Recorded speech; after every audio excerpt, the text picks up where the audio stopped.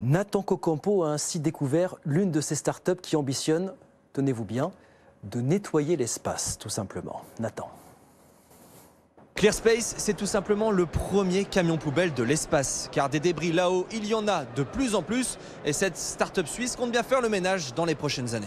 Il y aurait plus de 5000 satellites ou corps de fusée hors de contrôle en orbite autour de la Terre. Avec ses 4 bras articulés, le module de ClearSpace fonctionne comme un drone, explique son cofondateur Luc Piguet. Notre satellite devra manœuvrer, se déplacer d'une orbite à l'autre, puis s'approcher d'un objet pour pouvoir effectuer sa capture. Et ce satellite a aussi un système robotique et toute l'intelligence à bord pour pouvoir faire de l'opération autonome. Son lancement est prévu à l'horizon 2026. Sa première mission, récupérer un débris spatial en orbite pour le compte de l'Agence spatiale européenne.